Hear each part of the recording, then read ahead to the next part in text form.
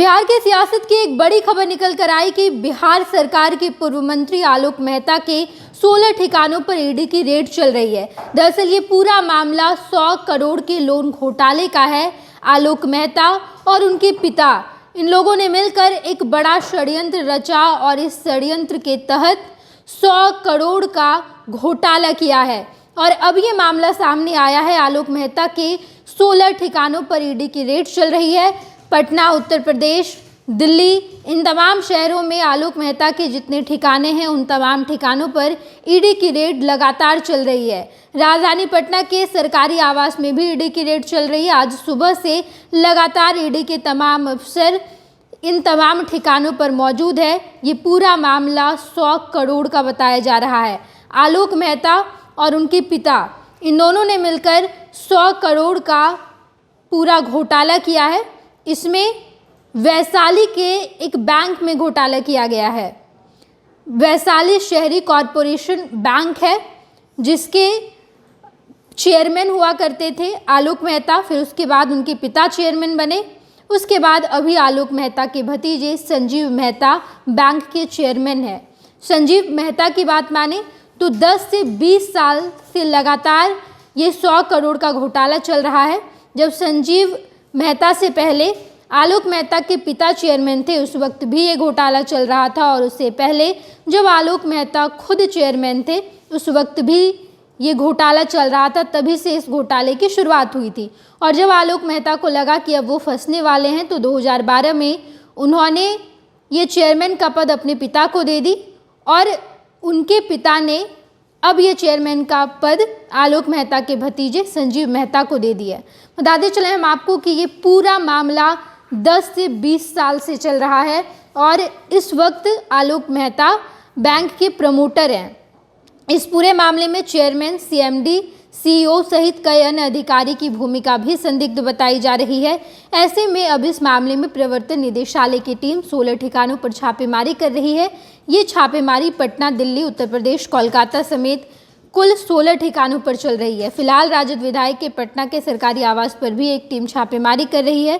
सूत्रों की मिली जानकारी के अनुसार तकरीबन 100 करोड़ के बैंक घोटाले की बात कही जा रही है। इसमें फर्जी तरीके से लोन अकाउंट बनाया गया, पैसे का फर्जीवाड़ा किया गया। आलोक मेहता राजद के बड़े नेता हैं और उजियारपुर इलाके से इनका वास्ता रहा है।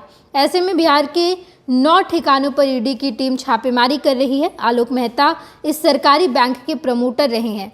ऐसे में उनकी भूमिका काफ़ी संदिग्ध बताई जा रही है। राजधानी पटना में राजद विधायक आलोक मेहता के सरकारी आवास पर भी छापेमारी चल रही है। वर्तमान में बैंक के चेयरमैन और आलोक मेहता के भतीजे संजीव मेहता की माने तो ये बैंक में इतना बड़ा राशि का फर्जीवाड़ा है वो विगत 10 से 20 साल से चल रहा है। पहले मंत्री आलोक मेहता और उनके पिता चेयरमैन बने। आलोक मेहता करीब 20 साल तक इस बैंक के चेयरमैन रहे। खुलासा हुआ कि Lichchhavi cold storage private limited और महुआ कॉरपोरेटिव कोल्ड स्टोरेज नाम की 2 कंपनियों ने बैंक के करीब 60 करोड़ का गबन किया। इन 2 कंपनियों ने अपनी गारंटी पर करोड़ों का लोन निकाला। फर्जी कागजातों के सहारे किसानों के नाम पर भी लोन दी गई।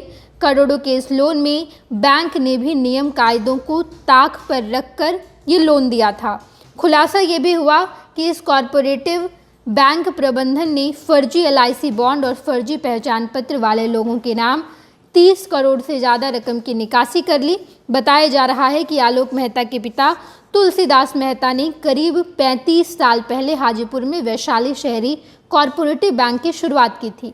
राजनीति रसूख के दम पर बैंक चल निकला और साल 1996 में इस बैंक को आरबीआई का लाइसेंस भी मिल गया। इसके बाद आलोक मेहता बैंक के चेयरमैन बने और लगातार 2012 तक बैंक के प्रबंधन की कमाल संभाले रखा। इस बीच 2004 में उजियारपुर से लोकसभा चुनाव जीत सांसद बन गए, लेकिन आलोक मेहता लगातार बैंक प्रबंधन की कमान संभाले रहे। 2012 में अचानक आलोक मेहता ने बैंक प्रबंधन का शीर्ष कमान अपने मंत्री पिता तुलसीदास मेहता को सौंप दिया और बैंक से खुद को अलग कर लिया।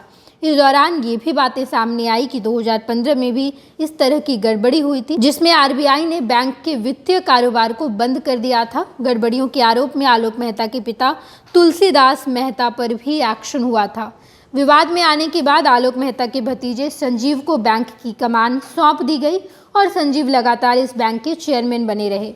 आरोप लगाया जा रहा है कि 2012 में भी घोटाले की आशंका सामने आई थी, जिसके बाद खुद आलोक मेहता चेयरमैन पद से इस्तीफा दे दिए और उसके बाद उनके पिता तुलसीदास मेहता चेयरमैन बने, लेकिन बाद में संजीव मेहता को चेयरमैन बनाया गया।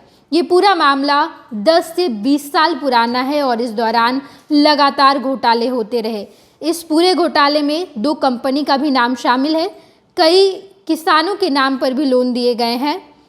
100 करोड़ का ये पूरा मामला है और अब आलोक मेहता के साथ साथ बैंक के कई सारे अधिकारी भी इसमें शामिल है।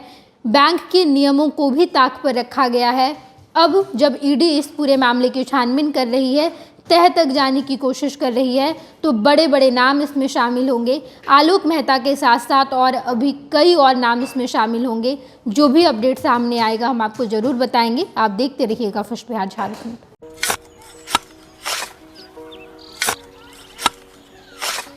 नई का साल मुबारक हो चाचा। हाँ मुबारक। जब तक इस सरकार बा तब तक नया साल मुबारक। कहाँ का बात करत बाड़? बात ई बा, साल चाहे नया होके दिन चाहे, हमार जिंदगी में तो बस दुख है दुख बा। बाढ़ के समस्या 10 का 10 बा। फसल बर्बाद हो जाला या ऑन पॉन बिक जाला। ना कोई उपाय बा ना कोई राहत। बात तो सच बा चाचा। फिर से बाहर जाए के सोचे के पड़ रहा है। इस सरकार से कुछ ना हुई। कबू कबू तो लागेला हमरे मजदूरन की जिंदगी में कोनो नया साल सच में मुबारक हुई। नया साल तो तब मुबारक हुई जब नई सरकार आई। बात तो सही बा चाचा।